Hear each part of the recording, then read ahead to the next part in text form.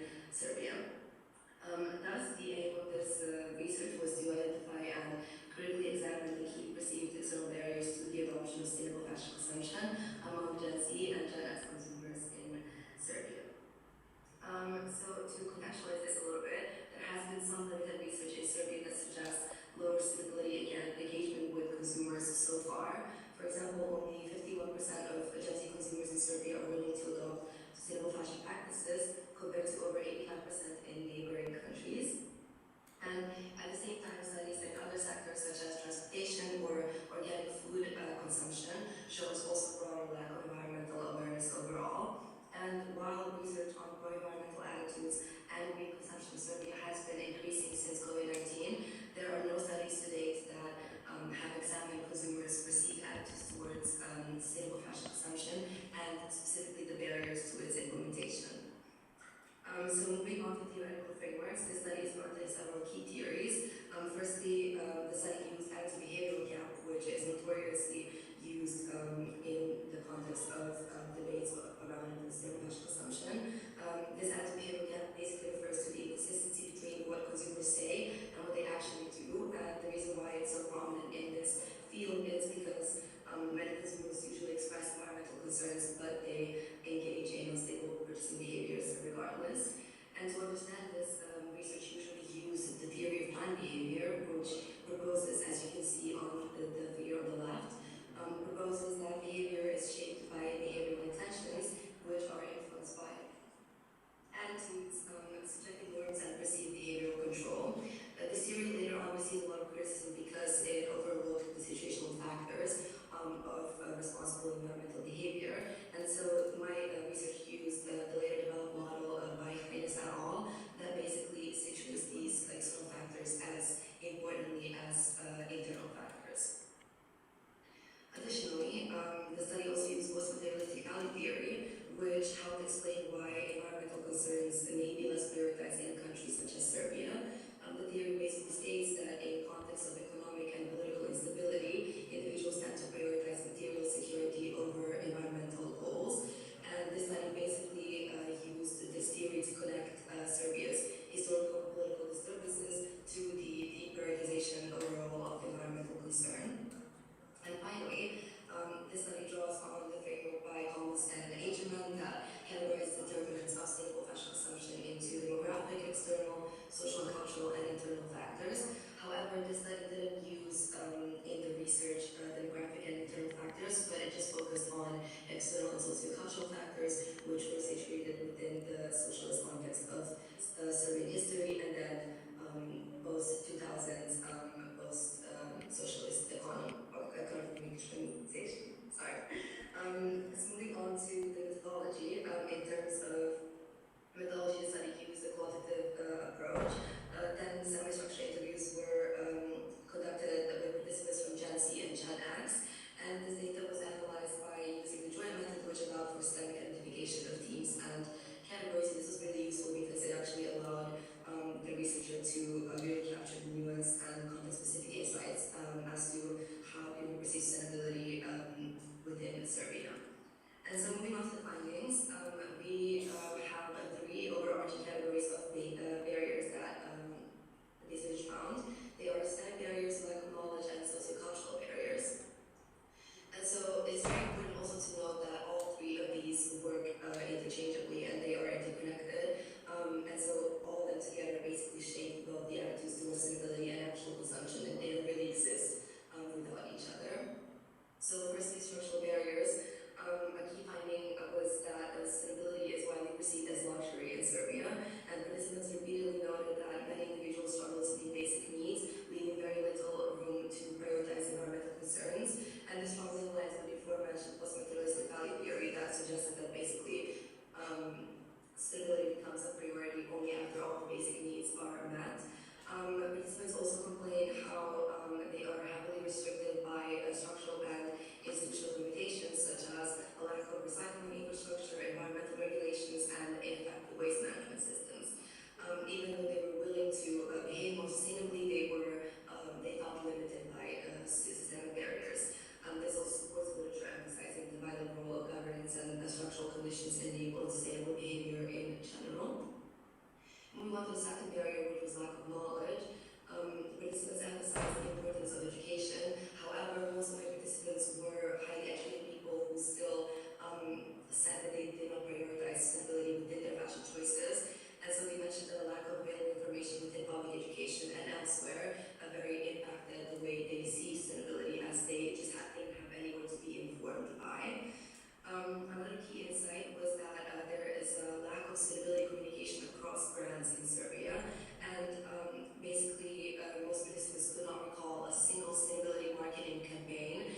within domestic or foreign brands, which definitely shows an opportunity for brands to engage more with consumers regarding sustainability, because even in a context such as Serbia that has been lacking environmental awareness by the consumers, they still recalled only one ad, which was the H&M sustainability campaign. So it shows that even in the context, sustainability marketing really works.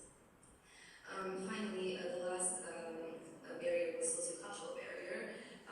This was a very important one because participants showed that basically consumption in Serbia was strongly status driven, and brand and clothing were basically acting like a marker of social belonging. And this very much aligns with conspicuous consumption, which is a notion that people buy and use goods that are higher quality or price, or they buy in a greater quantity just to showcase status or wealth. And this has been very prominent across all the participants. And interestingly, it also emerged from Generation X, saying that basically 30 or 40 years ago, during socialist Yugoslavia, people were actually living a lot more sustainably, but just out of necessity and lack of alternatives and availability rather than actually sustainable practices. So they were reusing and repurposing and repairing clothes and things, but that was basically just because there was a lack of any other choice. And so also there is a lot of stigma with secondhand shopping, which shows that there are not really any alternatives to sustainable fashion consumption. So moving on to the limitations, this study basically consisted mainly of highly educated participants, which definitely limits the diversity of perspectives, and the quantitative design and time constraints also restricted the sample size and prevented longitudinal analysis. And so the future research could definitely include more diverse populations, use mixed or longitudinal methods, and explore psychological factors and gender difference and other variables that could be useful in nuancing this kind of research. And so in conclusion, this research has argued that before examining internal factors, it is essential to first consider broader external factors, such as before mentioned. Thank you so much.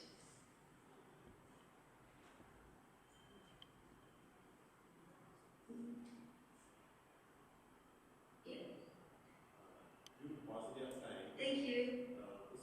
Do we have any time for questions, or am I supposed to just walk out now? Due to paucity of time, we'll take the question at the end. Sorry, I can't hear you. Questions will be taken at the end of the session. Questions will be taken at the end of the session.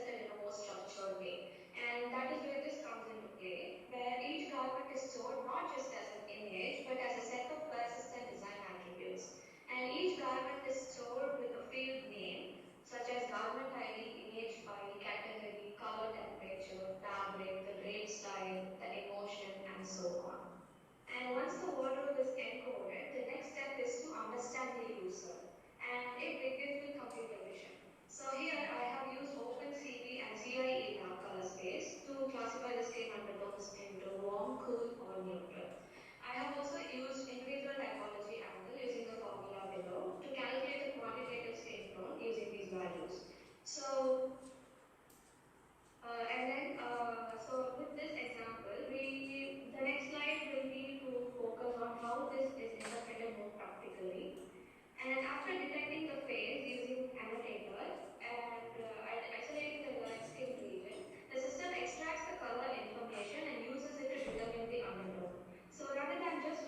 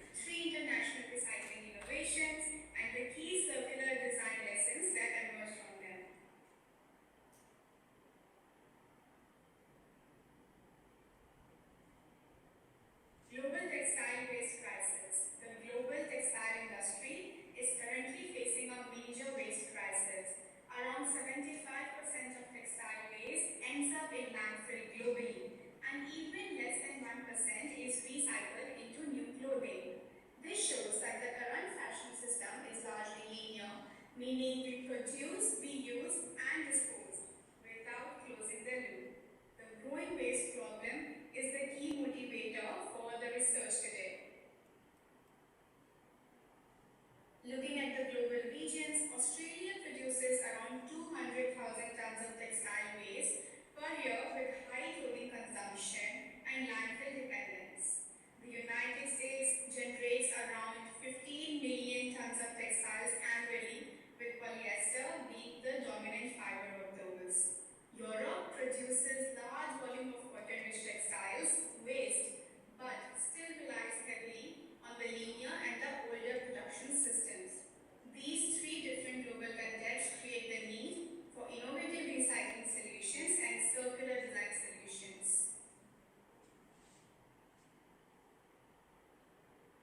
The aim of this study is to understand how textile recycling technologies enable circular material systems and how they influence the design decisions. The objectives were to examine three recycling innovations, compare technological approaches, and also identify the implications for the circular design systems and what it means for the youth innovations.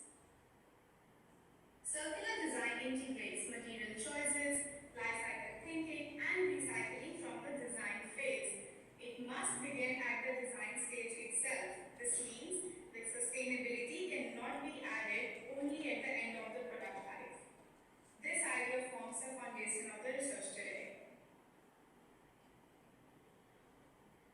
Textile recycling technologies. The study focuses on the three global textile recycling innovators of the day. Blocktex from Australia, which separates polyester and cotton blends. Ambercycle from USA, which focuses on regeneration of polyester at a molecular level and turns it into a patented Sakura fiber. And Circulars from Sweden converts cotton-rich textiles into cellulosic pulp for new fibers. A qualitative comparative case study was approached, and the research included tech industry reports and technical documentation, sustainability publications, and academic literature. The comparison framework focused on technology, material recovery, and circular system impact. So, for the first central case study of ours, we have Blocktex from Australia, founded in 2018. It is Australia's first textile recycling company focused on polyester cotton blends.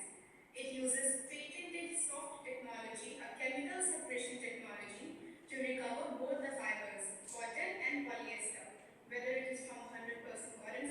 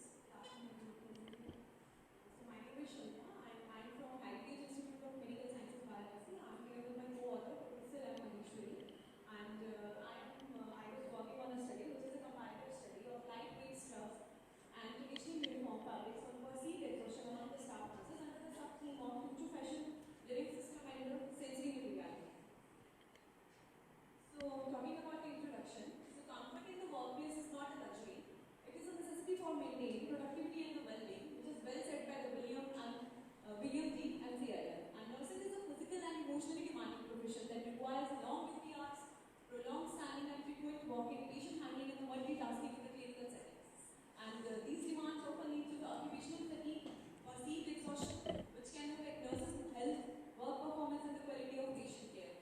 And if I talk about the need, while many studies have been focused on the workload and burnout among the nurses, but a greater attention to the economic factors can help to improve the physical as well as the mental health of the nurses during the long duty hours.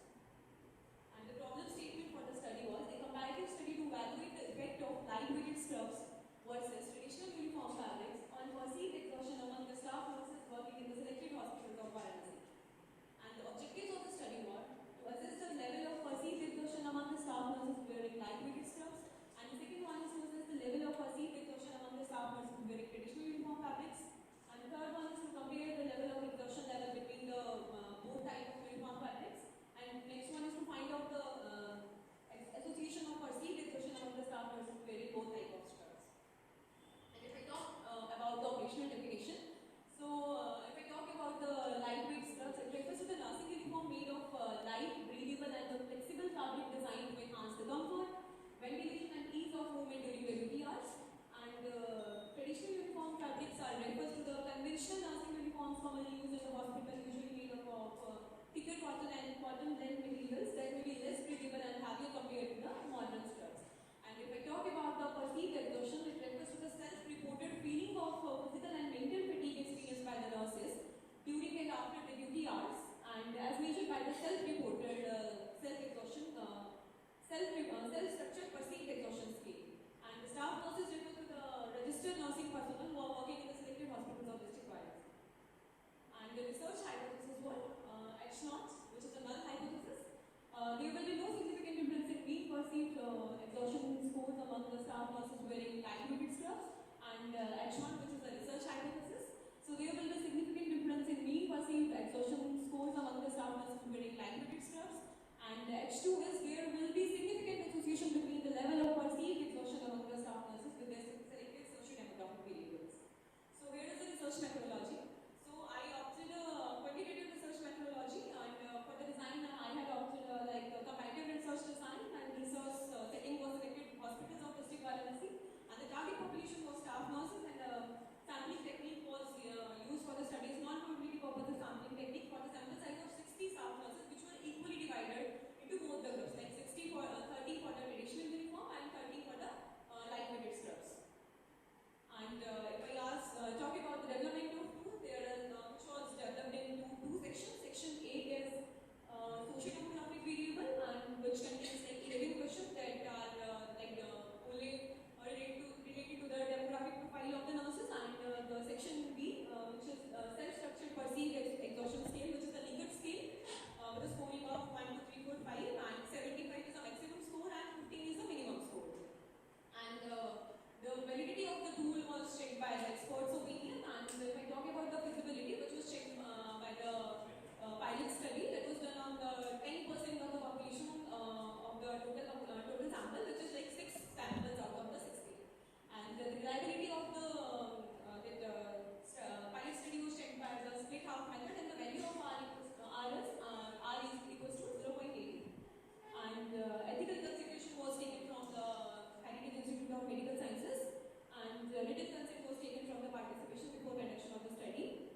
And data collection was done into the 2 phases, in which first phase we had done the explaining, and in the second phase we had done the actual data collection. And then data analysis and interpretation was done by using the inferential and descriptive statistics, and then I'll share the findings and conclusion. And this is the table showing the frequency and percentage distribution among the demographic variables. So here you can see there are different variables like age, gender, marital status, and highest nursing qualification, type of hospital, area of working unit, and here average working hours per day. As you can see, there is like 6 hours, 8 hours, 12 hours, and there, sometimes there may be more than 12 hours. And if I talk about the type of uniform they are wearing at the time of study, so for the light-weighted scrubs, we are like 46.7% of the nurses are wearing cotton blend uniforms, and in the traditional uniform, 66.7% of the nurses were wearing cotton blend uniforms. This is the mode of travel they used to come from the hospital. And this is the graph showing the percentage distribution of study subjects according to the type of uniform fabric. And this is the comparison between the perceived stress exhaustion. So for the lightweight scrub, first of all, if we talk about the maximum score, which is 75 and the minimum is 15, and the total number of sample is 60, which is equally divided into two groups, 30-30. And if we talk about lightweight scrubs, in here you can see 60% is the maximum exhaustion that was felt by the nurses who are wearing lightweight scrubs, which is like moderate self-exhaustion. And 33% of the nurses are experiencing low self-exhaustion, and only 6.7% of the nurses who are wearing lightweight scrubs, they are only experiencing the high self-exhaustion. And if I talk about the traditional uniform fabrics, here you can see by the data, like 56.7% of the participants are experiencing high self-exhaustion, and 36.7% of the participants are experiencing moderate self-exhaustion, and only 6.7% of the participation are experiencing low self-exhaustion. And this is the graph showing the same. And if I talk about the descriptive statistics, so here you can see the mean and the standard deviation for the lightweight scrubs. It is like 41.3 plus minus with a standard deviation of 8.5. With a median score of 42, range is 33, and the maximum score is 56, and the minimum is 23, with a mean difference of 43.9. And for the traditional uniform, the mean score is 57.2, with a plus minus standard deviation of 11.4, with a median of 57.5, and the range is 43, maximum score is 75, and the minimum score is 32, with a mean difference of 70.4. This is the graph showing the same descriptive statistics. And if I talk about the comparison of mean self-exhaustion score between both the groups, so here you can see I had applied the unpaired t-test, as we have already discussed about the mean and standard deviation. So when I applied the unpaired t-test, the value of this is 6.106 for the p-value of 0.000, which showed the results are highly significant, under the table value of 2.002, which is less than the table of value of 0.05.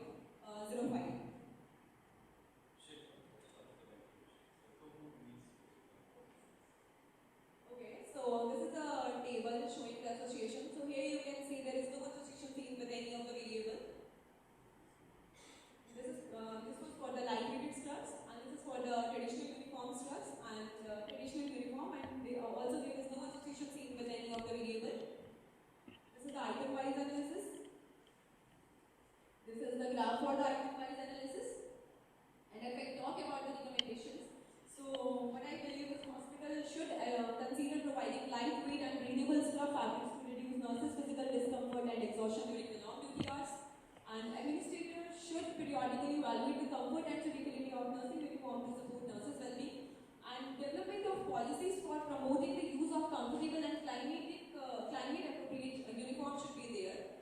And further studies may be conducted on the larger samples.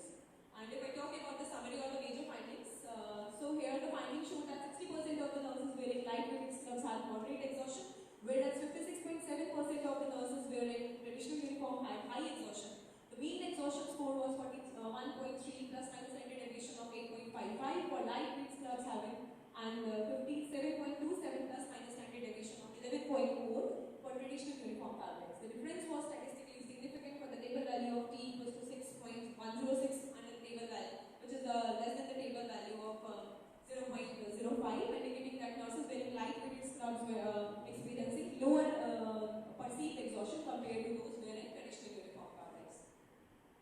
That's all.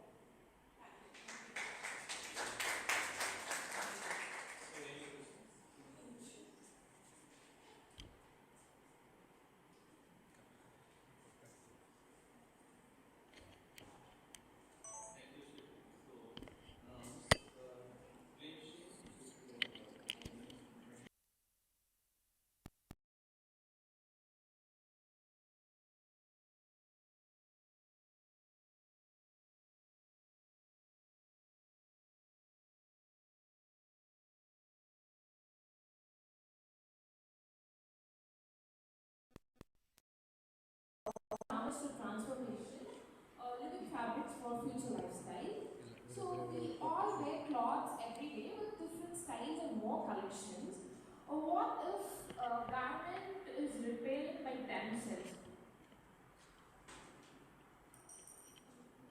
So, here the most of the waste produced by now it is based on fast fashion, where the textile waste is more. This is just because of two ways. We have more garments where we use multiple times and we'll be discarding it.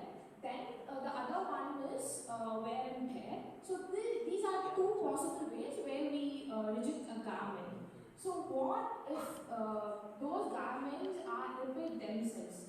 Just the solutions came up with living fabrics. So this is an overall thing. So the first one, based on the fast fashion, where the garments are produced rapid, because the rapid production is based on the trends. So where most of the garments are rejected, because each garments are produced in low production. So the garments are rejected very quickly, and this is the major thing we saw in fast fashion. So this problems are of sustainable. So to be improved the next level, we can come up with regenerative, where the garments are produced by living fabrics, where the biomaterials are incorporated in the fibers, so that the garments can be self-repaired by themselves, so it is reduces the waste. So the lifespan of garment can be more increasing. So the only thing now we are wearing conventional materials, where we see once the garment is damaged, then next is discarded. So the only lifespan is the product is produced, then it is tearing, then we dispose it. So even a minor tears can make the garment to dispose. So here the only thing is default is the garments are rejected. So the sustainable is affecting here because of avoiding more garments. So we'll be making the garments more sustainable. Here we coming up with the solution of living fibers. So where the garments can be produced with biomaterials incorporated in it, so the garments can have more lifespan to it. So the concept of living fabrics is the bioengineered fabrics are produced, where the fibers are made up of with mycelium material or microbes. So the garments, if a minor tears or happen it can self-repair by themselves, so that the area can be regenerated. Then we can use the garments multiple of times. So there is no way to reject the garment just because it is tear. So these are the biocomponents used here. Bacteria, so it is used for creating bioreactive textiles and self-healing properties.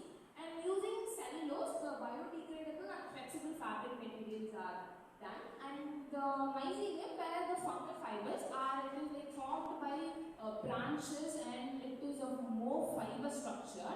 So this bacteria can be more sustainable. So as ma'am told at the starting of the session, there are within a year they will produce 150 billion of garments. So where the 60% are towards waste. So by using these kind of fibers, the garments can be biodegradable so very fast. So using this fiber can be more advanced technology towards our thing. Then they produced by bioengineered fibers. So these are the biological components used in fibers, so that it make an innovative thing to produce. So the properties are, it just because of small repair or minor damage, it can be self-repair by themselves, and it can be very adaptive to environmental conditions. So under some pressure or heat, it can be few fibers can regenerate by themselves and few by normal environmental conditions. It is based on two different aspects. So here, now these garments are not in market areas. So the only thing is, they have researching about this. So in UK, they have in incorporated that it is by bioengineered fibers, and in USA they have just bring up with the prototype. Only in Tokyo they have experimented this, but they have the fibers where they can change or self-repair by themselves using heat or under pressure. So these are the things, these are the countries they have incorporated, but they didn't bring up in market. This is in the stage of research and prototype. So maybe if it come up in market, it can be less production because of the fibers incorporating are more high production cost. So the basic comparison is our conventional fabric can be more rejected just because it is static. There is no repair or reproduction. And in living fabrics, they can be self-repair. And if the garments or the fast fashion are improving, we can't reject it by just because of something. The biomaterials incorporated it so that we can dispose or biodegrade it very quickly. So it is more advanced to sustainable and it is regenerative. And the role of living fabrics is it is self-repair and it is discarded the garments and it supports the circular fashion systems. So the comparison of both life cycle, where the conventional fabrics they produce and short use, if it is damaged will dispose, or if it is not that good in fashion trends will be rejected.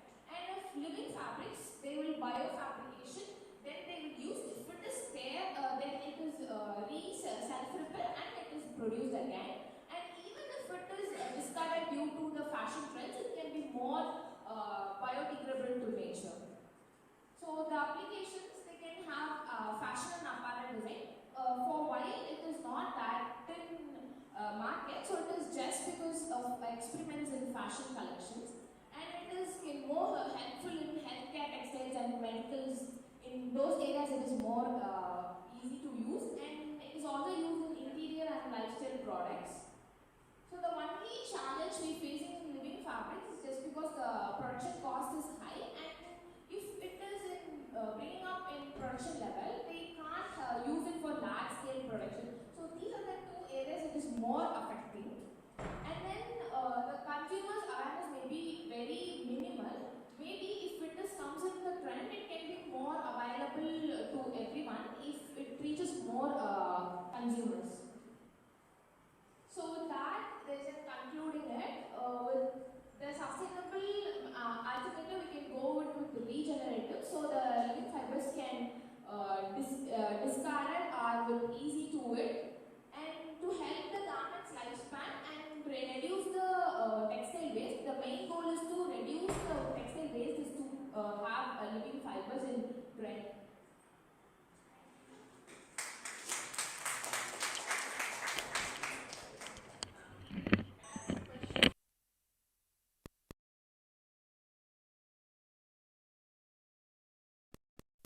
It is my understanding that mycelium needs to be absolutely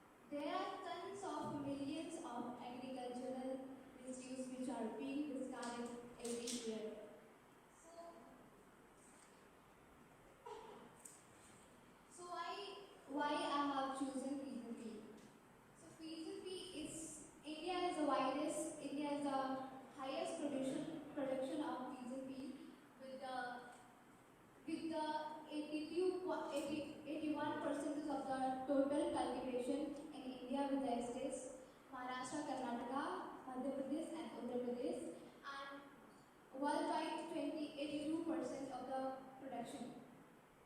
There, these, when we talk about these wastes, only the seeds of the pulses, only the seeds of the plant being used for the pulses, and rest of the start being discarded. So here, my role comes how I can transform into a product, how I can add a value to it. So here comes the objective of the research, which says that extracting a fiber and evaluating its core properties, which is moisture, moisture management, absorption, wicking, and insulation, and try to apply into the application such as shoe lining and headgear. Heading ahead with the process, first the fiber has been, first the plant has been cut, and this plant have been soaked into water for 7 days for the retting process. So in the retting process, what happens? The fiber has been loosened.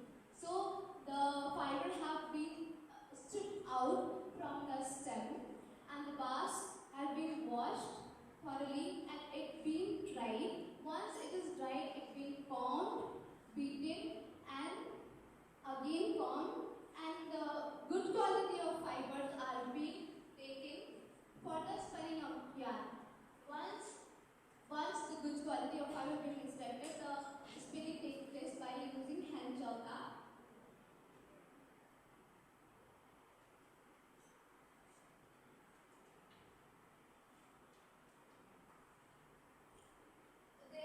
There you can see the yarns. And here now the fiber which has been converted into yarn is coming into, is being woven into 3 different weave structure, which is plain weave, basket weave, and honeycomb weave.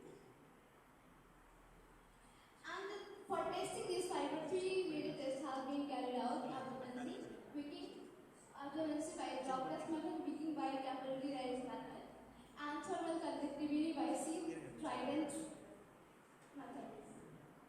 The major key findings shows that the basket weaves displays the most, the good observancy among all 3 samples, with the 0.54 seconds of spreading within 3 inches. Sorry, 0.5 second stress like it takes to absorb 1 droplet, and then the wicking thermal conductivity here. The honeycomb weaves displays the best thermal conductivity because the honeycomb weave displays the lowest thermal conductivity because it displays 0.037 watt per meter Kelvin, which is the good insulation. And the wicking properties here, it's balanced for the both, when we are taking both the 3 of them samples, and we are trying to have a balance, a good sample comparison.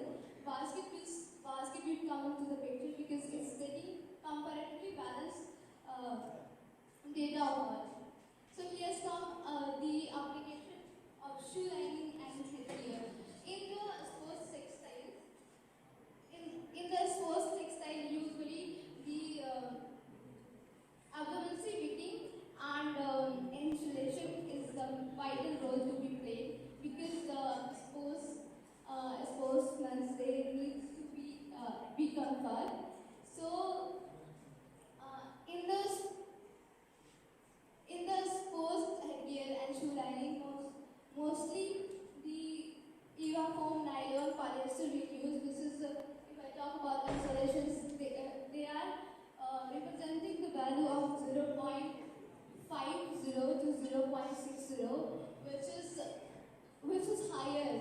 And if I talk about fusion fees here, fusion fee is like 0.037 watt per meter Kelvin, which is comparatively good being natural fiber.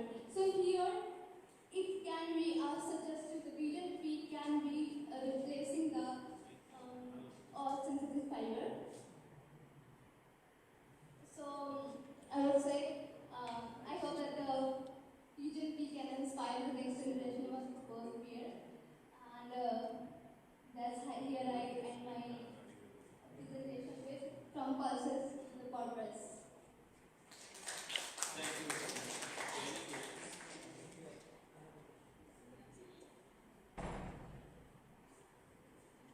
Akaksha, your presentation was really nice. Tell me something. This fiber, did you develop this yourself? Did you did the test? How long does it take to develop these? There were 3 of those variations that you spoke about. Yes. Basket, plain, and honeycomb. Yes. How long does it take for each of them to develop? So it's depend on it's hand woven. So it's depend on the person capacity to weave. So it's like Which one takes longer? You stated the benefit of honeycomb to be the best. Does it take longer? How do you commercialize this?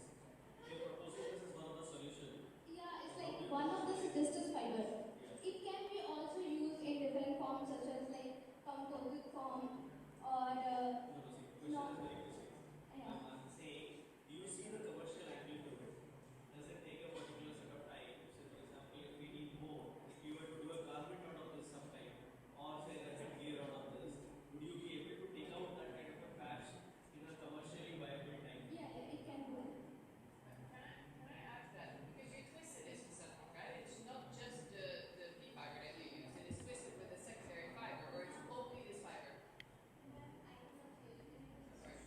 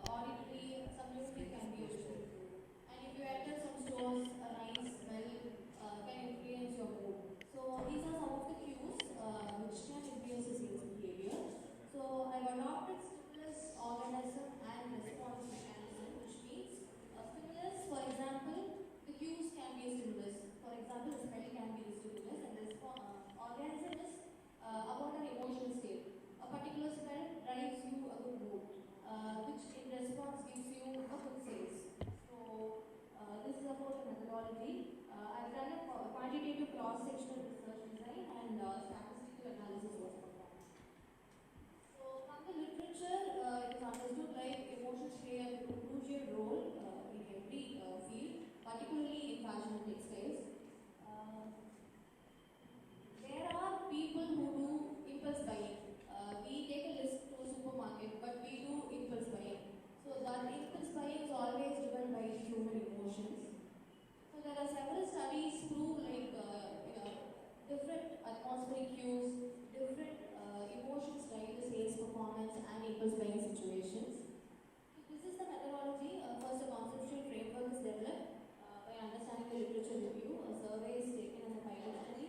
Then statistical analysis is done and findings is So this is the framework where you can see visual cues, olfactory, auditory and tactile, which means the sensory cues, where you can go touch the material. So these are the stimuli which affects the customer's emotional state. The emotion not need to be always happy emotion. It can drive energy, it can be a sad emotion or irritating, any kind of emotion. Because if you enter a store during a crowded sales and the music is very heavy and you doesn't like the music, then we will not do shopping, we will just come out. So it can be any emotional state, then the final response will be the sales. 5-point diagnostics is performed, which strongly disagree to strongly agree questionnaire, and nearly it was circulated to 175 women, and the response rate was 80%. JASP software is used for the statistical analysis. I've done an exploratory factor analysis and a KMO test to know whether the particular category comes under the factor analysis. So from the results, it is seen like it is more or less concentrated in the tier 2 city, as it is a basic first graded survey. And if you see the apparel stores preference, nearly 60% they go to multi-branded outlets which are located inside the mall. And the second comes the multi-branded outlets which are standalone stores, and third comes among the premium boutiques. The frequency of shopping, you can see 59% occasionally and 29% frequently. And this is an important, these both are very important. If you see, when I ask about which cues are lacking in the stores, it is seen like 39% they said social cues are lacking, where social cues includes employee, management crowd, salesperson, crowd density, everything increases a lot. Then 24% tells about the olfactory cues, fragments, which is very much lacking in many of the women's listed. And influential cues, you can see nearly 71% it covers the visual cues. So visual cues, if you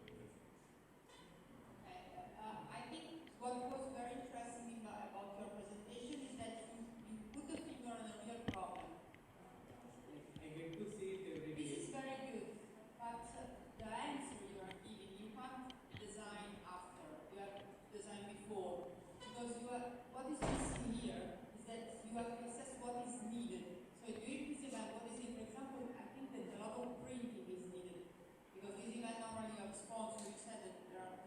So I think that you have to first analyze what are the needs, and then you will find the material that respond to your needs. But if you don't define exactly what are the needs, it will be very hard for you to define the design. You have to ask the right question in the beginning to have the right answer at the end of the process. But I like the fact that you saw a problem in the reality, so it was not like a theory. You saw something, or own experience. I think this is a very good start for you. I thought of getting PLA from China, and they were literally the order quantity is very high and the import duty is high. There are people ready to support me for importing the products. There is also another topic about, there are some material, there are bio source like PLA, and we were talking about viscose, that has a very high impact for the production. So you should take into account also this element. Also, if you talk about the natural fabrics like cotton for example, demands a lot of water to be produced, where linen, it doesn't. So I think this is also something you have to take into account, is the global weight in terms of sustainability of the material. It's not just the material itself. It's not enough to say that it's a biosource. You see what I mean? It could be the right answer, but you should be able to answer this question you are asked. This is fundamental for you to defend your project as a designer. Thank you.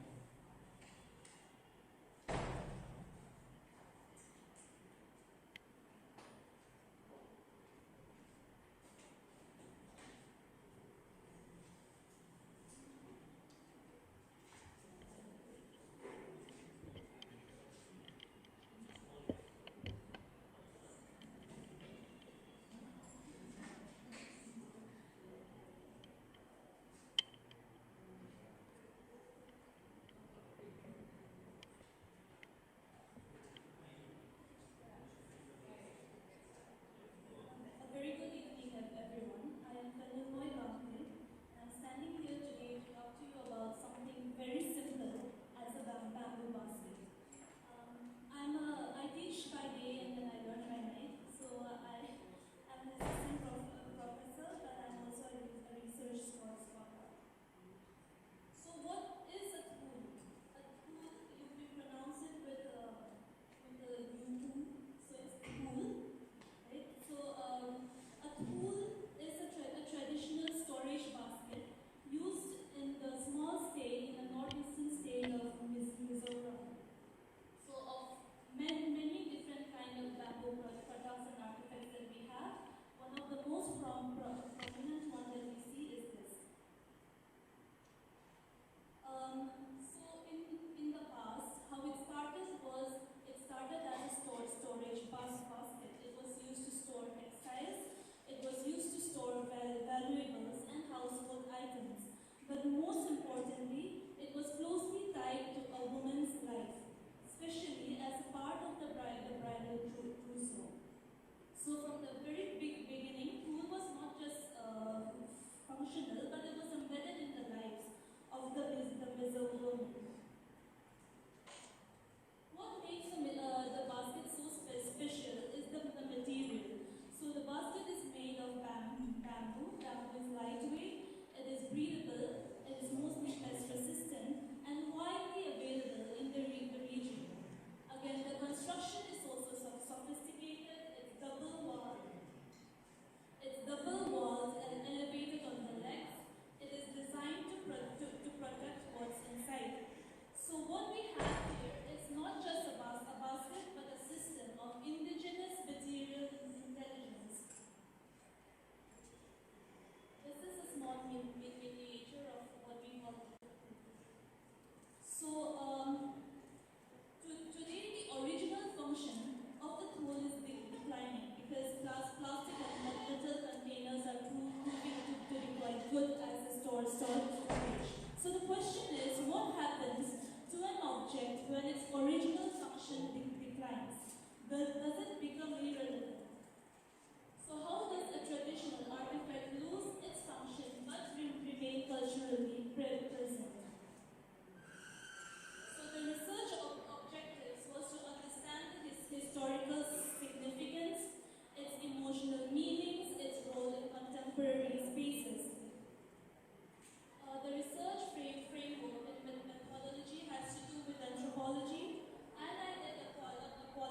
an analysis with visual analysis of the actual basket, and then I spoke to the respondents in the state and outside. There was a spatial analysis of the interiors of their homes by the means of visual documentation. Like if you see the pictures here, these are how the tool is today placed in the different areas in the house. So it looks like it is casually placed, right? But the moment we speak to the respondents, you find out the stories that they have behind them. And so you can see some of them are in their living rooms, some near the kitchen, like on that side. And there are always some people who just keep it on the back of their phones.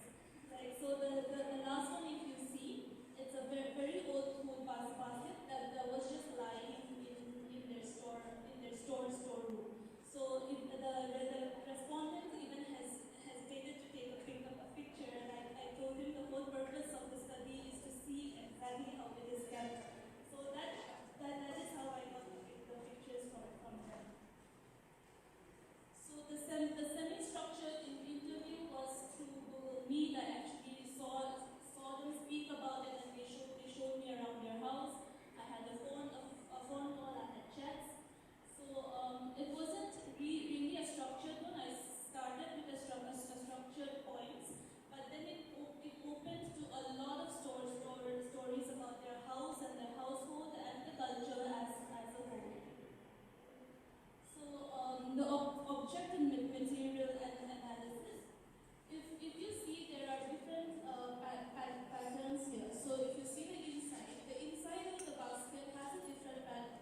So it's a herringbone here, and then twisted some, and then you have plain on the outside, and then you have some form of plain on the lid.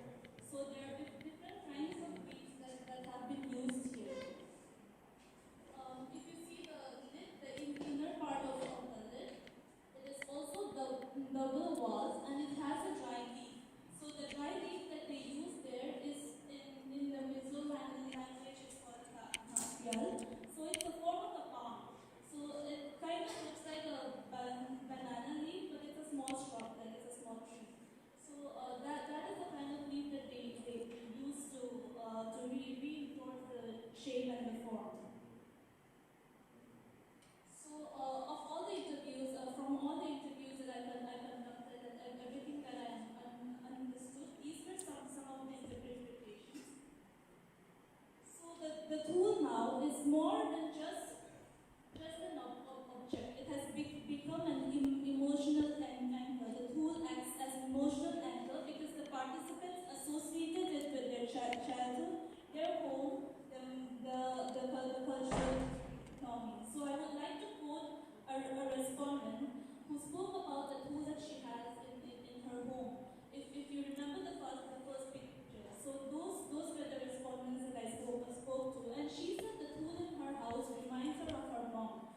So her mother had passed away of cancer, and just before she passed away was her wedding.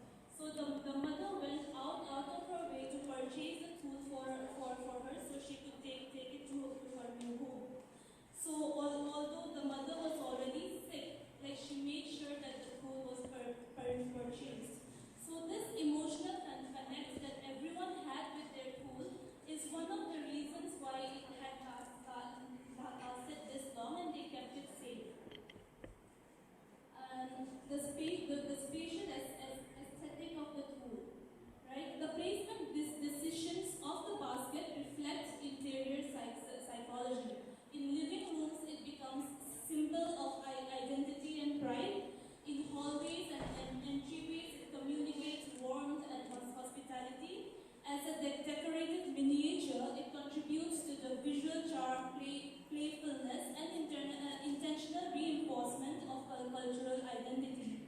If you can see the picture here, it's a picture contributed by one of the respondents.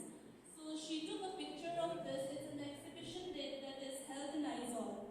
So this exhibition was held as a part of the protest against the Forest Conservation Amendment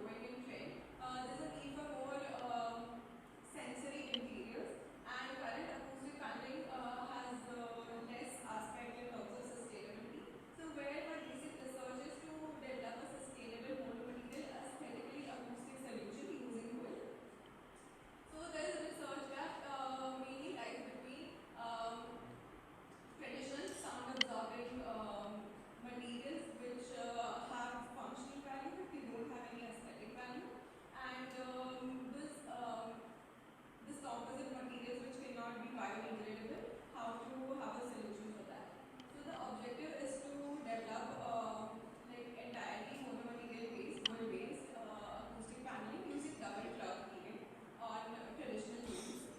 So for that,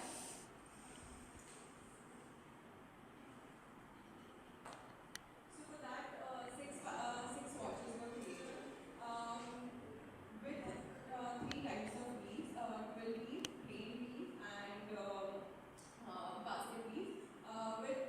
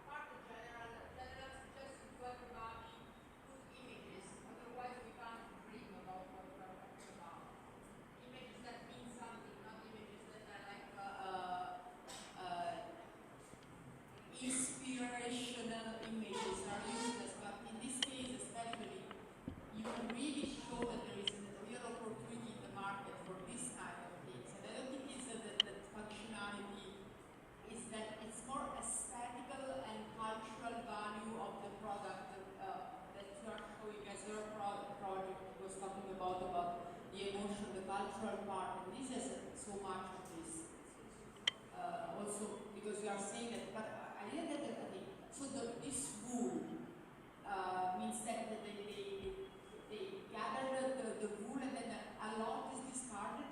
Is what exactly? Yes. So it is basically the wool is very coarse. The sheep wool that India produces, it's very coarse. So earlier they used to do bhavla weaving. It's kind of a weaving woven shawl, but because it is so coarse and it is so harsh on the skin, yeah, it paints. It paints. So these wool they don't use it anymore. The raw sheep wool, and most of it goes to waste because they do rear the sheep. They do take out the wool, but it is burned most. But also I think he has to explore a way to make it softer, but without chemicals. Because if you say that this is coming from India, from the blah blah blah, and moreover it's treated with some kind of natural stuff, it will acquire an enormous value. Because you are highlighting actually the real technical ability of the wool. Wool is one of the most incredible material in the world because it has incredible properties. So I think that using interior design is really smart. So try to solve the problem at this point in the corporate standpoint, and also I think you should show what is in the market as a high-end product with wool in interior design. So I say this not as a teacher, but as in the business, and I think it is pointing also the business point of view. It's very important to sell your projects, because if you don't sell it, you don't eat. It's very important to be able to really highlight the potential of your project. Thank you very much for the feedback. Last question, what is the cost you get to see of a normal which goes into a panel? What is the actual cost? So costing, this was only for sampling. So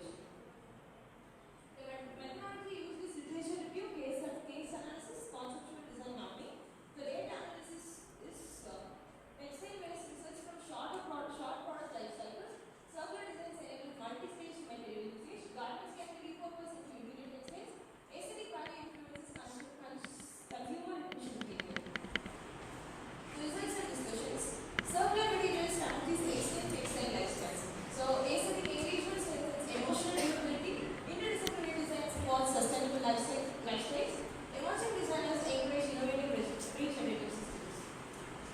The limitations were it is based on secondary research and no primary service of product testing is done over here. So conceptual framework, it is made but it's not implemented. The future research can include case studies of circular fashion trends, lifecycle analysis of textile reuse, consumer behavior studies, experimental textile design projects. So the conclusion is overall, the linear production systems cause significant textile waste. So the designers not only produce design products, but they are shaping the future systems. So from creating a product to creating a regenerative future system, designers are working on. Thank you.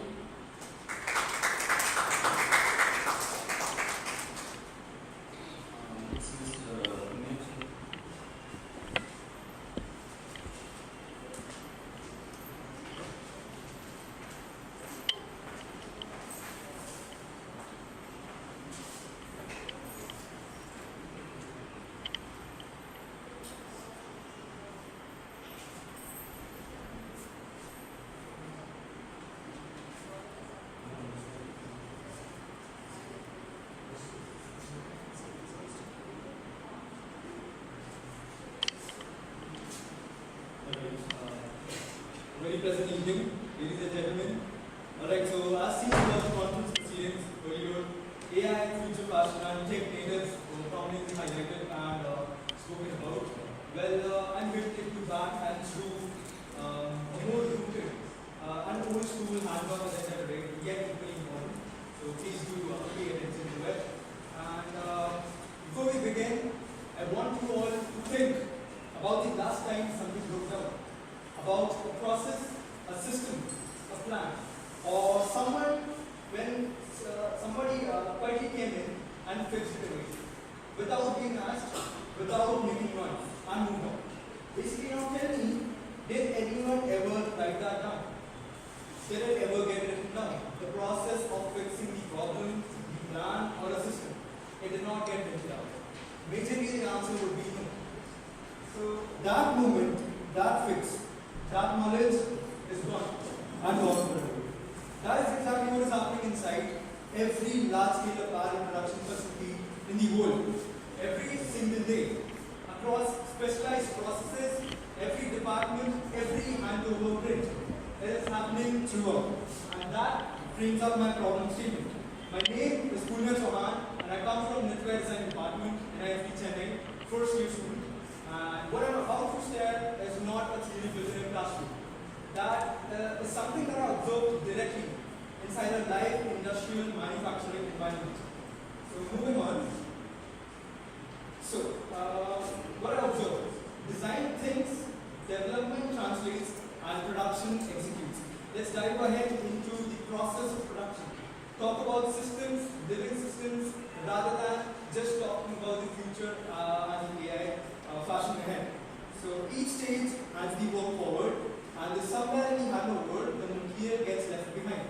By the time a garment reaches the production, so every decision is already fixed. The floor executes it. It does not question. The material is treated as a controllable variable, not something that responds, not something that teaches, just something that is to be processed and that is it. Nothing apart from that, nothing in addition to that.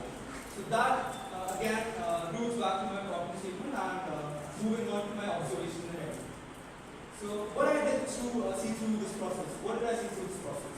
I stepped inside one of the largest women wear export facilities in Sri Lanka, named Timex Garments, where I went through design, sampling, cutting, heating, embellishment, finishing, quality checks, and the entire process. In every specialized process, materials behaved differently from how they were specified, how they were initially decided upon. So every decision was caught, every deviation was resolved by the person at the machine, drawing on years of experience, making a call in real time. That was the call that was personally included into the process of repairing and fixing that particular problem. That came into real time. And I would draw special attention towards this area of my research, which is explaining about the knowledge nobody captures. Nothing was written down. Nothing traveled outside that moment back in the system of decision makers and the decision-making authorities. So what did actually happen? Again, those people on the production floor are not guessing, they are not making guesses. Adjusting the machine pressure, shift placement, changing technique, gear decisions. So those are actually years of material-specific knowledge built through daily physical engagement. That does not come through easy. That does not come through quick. So that is a real valuable system that has no way to hold it. That moment the problem is resolved. The knowledge disappears again. It is gone again. The next run starts without what was actually learned from the last one. What was actually happened to the last problem that was resolved within the system without actually informing the system that goes upwards, making the decisions of an actual garment into the final production. Moving on, the same deviation made again because the system was not made to remember. This head is style 31848. Please do remember that number for further evidence. This is one style, high fashion women's teal maxi dress. Pleated flutter sleeves. Fabric selected for aesthetic properties was decided in the very beginning process of design intent and design context. And later on, the behavior under industrial heating never examined before the production began. So it resisted. The operators handled it. Nothing documented again. It is gone again. So next run started blindly. The blind run results in consequences ahead. So this is not an exception. The pattern repeated across every specialized process that day, across every style that was running on the floor. So that report captured the outcome, not the cause. The cause again disappeared. So I'm repeating this again because this is the whole context.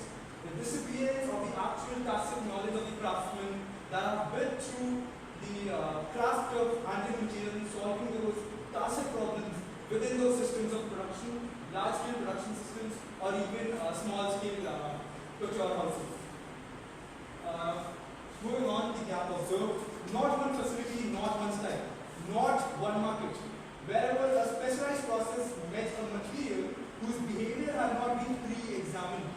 Informal adjustment again, local resolution, no documentation, no feedback. That is what leads to resolution. The gap is not accidental, it is structural. It is designed into the system and it repeats. Alright, so closing in. I started today by asking you to think about a moment where something broke down and someone on the floor quietly resolved it and nobody documented it. That is not an accident again. That is a structural condition. Production systems were never architecturally designed to ask that question. And until someone names that gap precisely, nothing around it changes.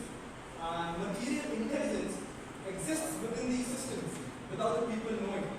Real, consequential, and lost at the point of resolution every single time. I'm not here to hand you a finished solution, but this research does point you towards one. Integrating the material awareness as a formal checkpoint across the design to production chain, moving back from the production to the design process to the design intent to the actual design thought of the designer. So not as an external innovation, as a structural adjustment to what already exists. I'm a first-year student. I walk into an industrial production environment with curiosity. I am walking out of this room today hoping someone here helps me find out what comes next. Thank you.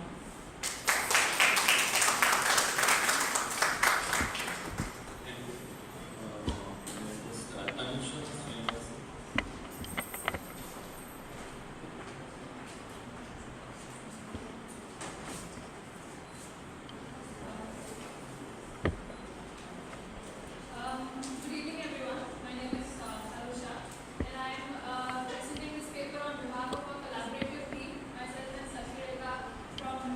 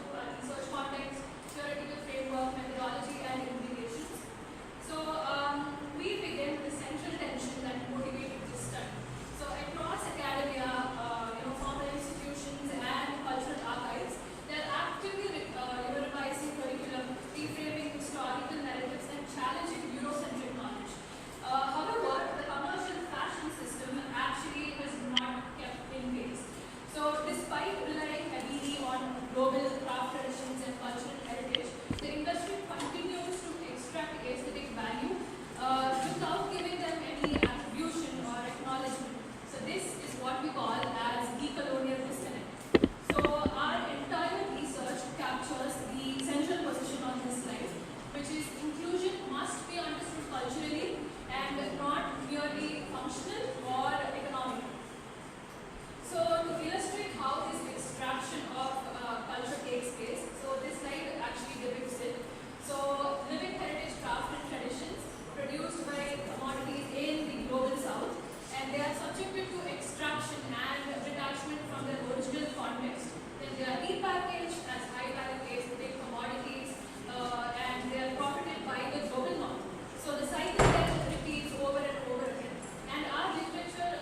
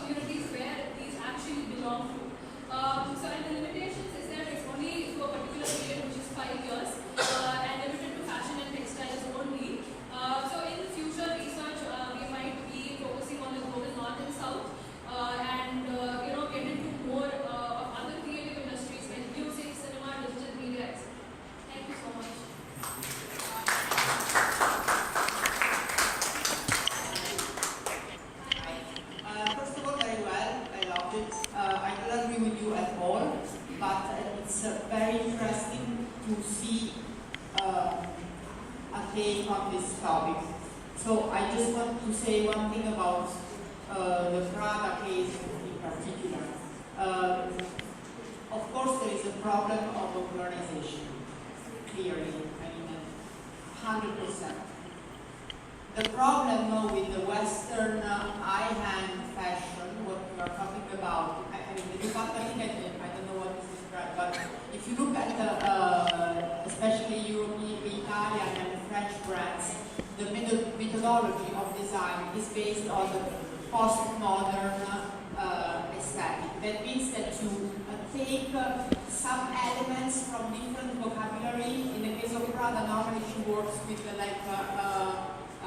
uniform and bourgeois attire. If you look at the last Miu Miu, she had just this kind of grandmother clothes. So there is a thing that is embedded in the methodology of design that is not about wanting to offend a specific country or a specific place. This happened also with Chris Van Noten. It was someone who is someone that will get inspiration and taking things from different environment. That could be geographical, historical. This is the basic self of a certain way to design in the Western, at least Italy and France. Then also the contribution of Prada giving the 2000 pair, it's ridiculous. What I mean is that it's very nice to have the web reacting to this. At the same time, I think that it's really the methodology of design. It's something that is really very deep in the way such brand design. So I don't know if it would be like a legal protection. Look at something like pizza. You know pizza. I'm Italian, so for me pizza is like religion. What we can do with Pizza Hut, or people putting pineapple on pizza, for us is just we are offended. I'm serious, we are really offended by this. But so I think it's very important to see how the web could react. But I think it goes deeper, because when there is a creative process, as what you are wearing today is cultural appropriation.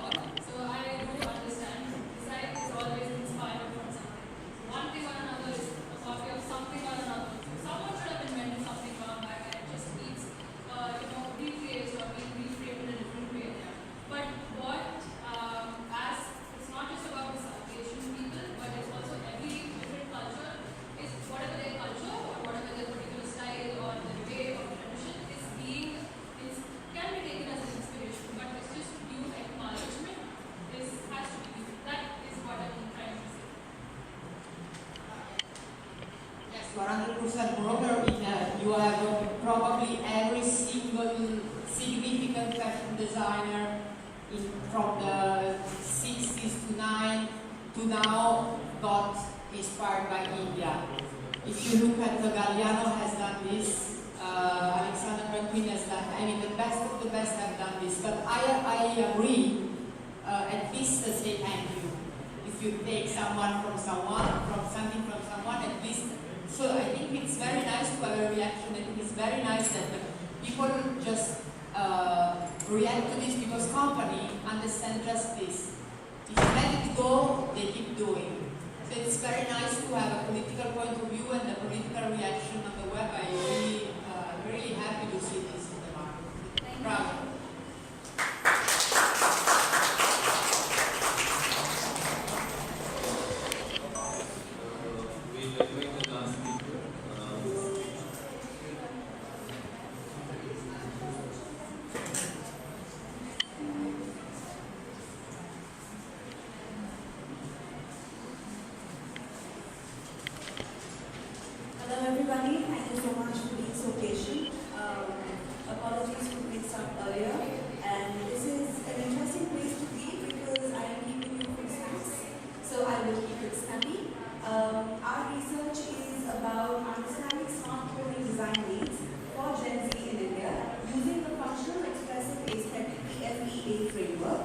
This paper was authored by Dunya ma'am, who is my colleague at the Department of Design Space in Bangalore, Rashmi Kunshi ma'am, and myself.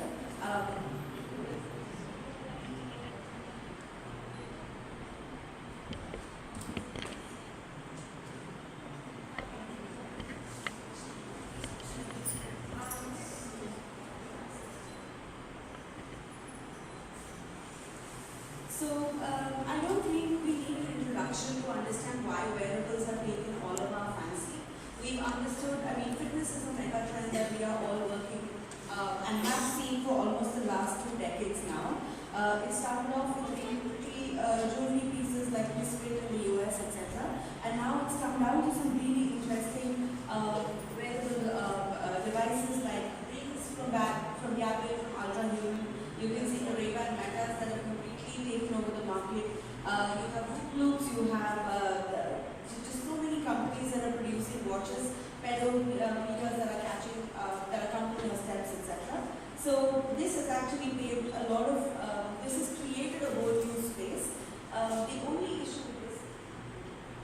only issue that we see with this is that while they are being used to monitor health, physical activity, and behavior change as per us in 2024, these devices have now started to play an important role in the mobile health ecosystem as well, right? So it's enabling continuous health monitoring and digital health innovations. This is also giving rise to new startups in the health tech space where people are actually keeping a track of nutrition, keeping a track of portion sizes, keeping a track of movement, and creating ecosystems around that. We see this with Cult, we see this with Healthify, we see this with many other such service providers now. They've also branched into their own round of accessories to enable tighter check on this. Now, adoption and abandonment of wearable tech, one of the major friction points that we've noticed is that the frequent wearing and removing of these kind of pieces, right? So, this is something that Lazard had said in 2015, and this does cause an interruption in continuous monitoring because of the physical discomfort, because it can cause rashes, because it can be materials that can essentially cause a big deal of discomfort. Behavioral friction again, because in case you are not somebody who wears a watch, you are then trying to train yourself into wearing a watch, and then you find that to be something that you learn, and then over time you're still uncomfortable because it's not a natural behavior to you. Lifestyle misalignment in a lot of cases. Now, all of our lives, I think I can say this safely, are governed by the battery levels of our cell phone, governed by the battery levels of our laptop, governed by the battery levels of the devices that we surround ourselves with. Wearable devices are not any exception to that. So, where do we go from here? Now that we've identified this is what we're wearing, this is what we are using, this is a huge market that's opened up, can we somewhere plug this gap? That's where our research comes in. We're saying that the shift is going to go from accessory to essential. It is now smart clothing that will reduce friction because garments is something that we're already wearing every day that allows the technology to become passively integrated into everyday life. The smart clothing ecosystem is not just clothing with embedded sensors. They will function as integrated technological systems that combine textile, electronics, communication, and intelligent data processing. The smart garment system architecture is something that comes into play here, which is sensors on a textile platform that are also acting as a communication layer that can be then embedded into an AI decision system if we want AI to be involved in this. Otherwise, it helps with just simple tracking, etc. Why did we go with Gen Z on our study? All of us are teaching Gen Z in the classroom. For us, it was convenient sampling in that sense. But also, they are digitally native. They are people who have grown up with smartphones, applications, and wearable technologies. They've seen it from a very nascent stage. They are early adopters of technology. Whenever something new comes up, you will find a high degree of adoption in this specific economic bracket. Strong sense of fashion consciousness because now more than ever, there is so much conversation around identity and clothing. Right? It is not something, again, it's a tale as old as time. Fashion and identity have always been very closely linked. But for Gen Z, with the overconsumption problem, it is something that they are thinking about a little bit more and being more intentional with the way that they're dressing. And therefore,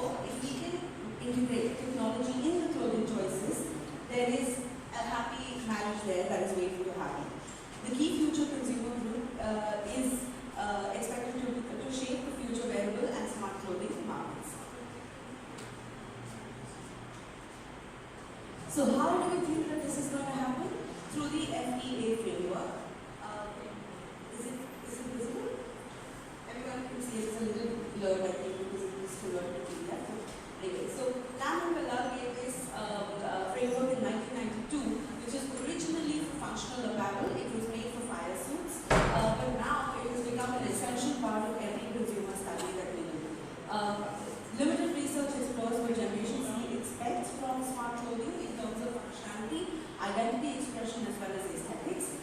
But this study basically investigates the design needs of Gen Z for smart clothing using the functional, expressive, and aesthetic framework. I will show you how in the next slide. So when we're talking, the research objectives of our study was to identify the limitation and the friction points of current wearable tech among Gen Z users, to explore what Gen Z's expectations and preferences for smart clothing are using this specific framework, and then to develop design insights and guidelines for smart clothing that align with Gen Z user needs. Methodology, very quickly, we were able to interview 32 participants. They were all in the 18 to 29 age group. There were 12 males and 17 and 20 females in our sample. And the context was urban users of 8-tier cities that are already aware of what wearable tech is and are already integrated with it. So the kind of analysis and interpretation that we've done, there was thematic coding, there was open coding, accent coding, and then that's when we came to the FEA theme, which is the so the insights that we came up with was that Gen Z activity is mostly incident, which is that either they walk into campus or moving between. This is just of our sample specifically. So incidental activity meant that physical activity occurs naturally in their daily routine. The participant insight was walking to campuses, commuting. Device maintenance was another thing. They feel that wearables fail because they introduce friction being charging, remembering to wear it, remembering to pack it, remembering to pack the charger. Design implications, smart clothing must enable passive 24/7 monitoring. And the need is essentially because of continuous comfort integrated into everyday routine. So beyond fitness, can we look at the functional aspect? This is one of the pillars of the FEA framework. So we're saying that comfort and fit clothing must feel similar to regular garments. Smart clothing should not feel bulky, should not feel different from existing garments itself. Breathability, airflow should definitely be, because this is still functional. We are wearing garments that should feel comfortable on our body. Durability, just because it has sensors does not mean that it requires ready replacement or the fabric cannot function as clothing because of the sensors being present. So there has to be innovation with the kind of materials that we are using. It has to be washable because we are also dealing with the overconsumption problem that is central to the way that Gen Z is buying. Every major statistic says that. And then of course reliability. It should provide accurate data. And so that's what we are going to be focusing on when we look at functionality. Next, please. Aesthetic requirements now, because of quiet luxury being such a huge part of the way that people are dressing themselves, big logos are not something we like. Lots of huge colors are not for everybody. We like it as a statement piece, but not so much everyday garments. So minimal design. They still need to be familiar garments that are already a part of a Gen Z person's wardrobe. Neutral colors, because that's what we're seeing them buy the most, and that's the inclination as well, that's the taste as well. And the invisible technology, saying that the sensors should remain hidden, but definitely an effective part of the entire process. So we'll show you some images. This is what the stealth mandate actually means. Minimalist fashion is what Gen Z tends to prefer statistically, and the walk the builder kind of tech, which is, the bigger headphones, the bigger watches, that had a moment, but not so much anymore. Expressive needs, here we're talking about identities and values. Gen Z and every other generation is very clear with the fact that identity requires expression, and that clothing is a huge part of that personal identity and that personal expression. And that's what the participants also said. They want subtle but expressive elements in smart clothing. Color shifting fabrics, mood responsive textiles, these are things that can be done in order to ensure that their identity and their values can coexist without us having to add too much. I just have 2 more slides on that. Now, this also leads to the question of, how the tracking that is happening, is it private? Are we able to ensure security features in the way that the data is being handled? Because Gen Z does value health data but avoids visible tracking devices. There is tension that exists between data utility as well as social discussion. And smart clothing services by embedding the sensors in the garments itself to track privately without social signaling. So this is a gist of how the FEA adaptation looks like for our topic, and this is also like the concluding slide, which is to say that in the functional aspect, it needs to have practical performance, 24/7 health monitoring, expressive because it should reflect personal style, be mood adaptive, and at the same time showcase a health conscious image. But aesthetically, it should look like normal fashion. It should not look like it is a very visible gadget, and it should have a seamless integration in the life of a Gen Z person. So, aesthetic agnosticism is something that is interesting because it needs to be compatible with multiple styles. Pieces need to be basic enough so that they can be paired with other pieces in the wardrobe. So technology must enhance the clothing without actually dominating design at all. Thank you so much for your time and your attention.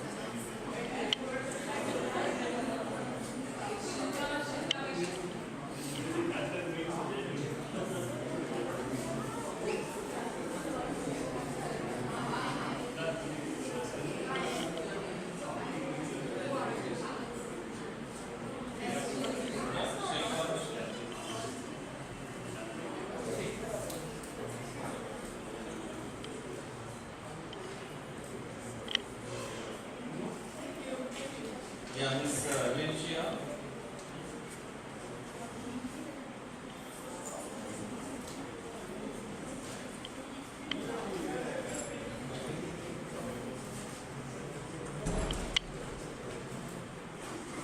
Miss Akansha. Miss Shweta Jayanashmi.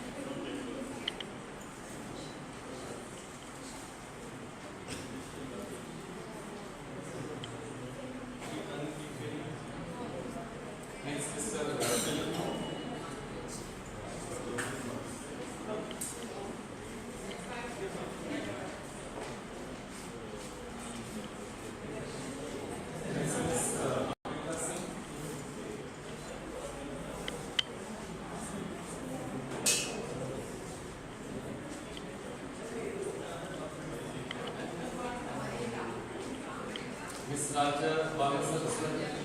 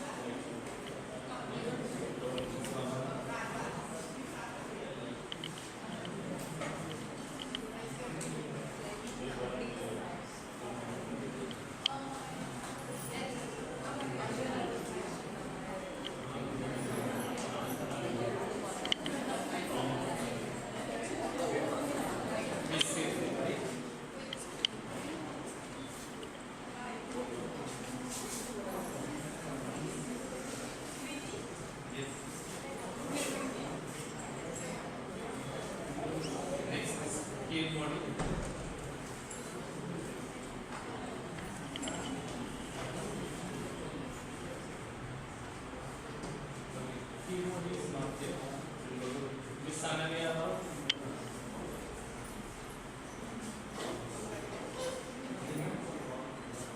Next is the Jeevashri.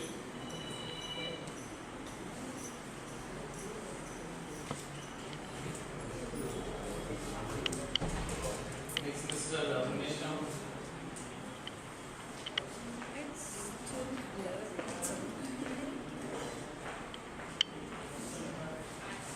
Next, Miss Anisha Srinivasan.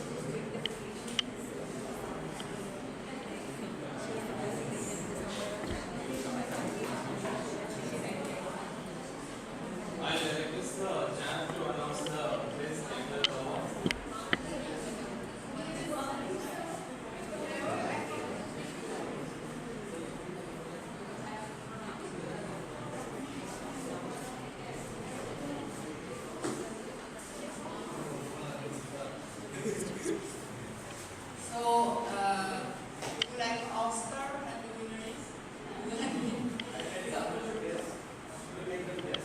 Yeah, I think we should do this because it's not late enough. So let's restart the game. Okay, so the winner is Ananya Rao for her.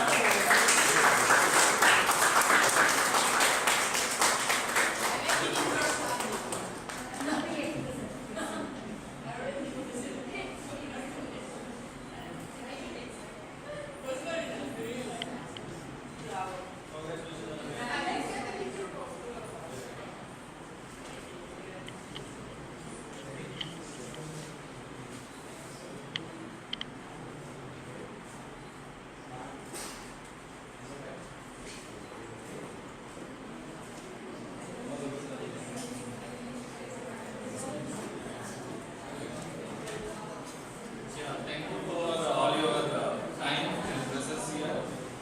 You can please join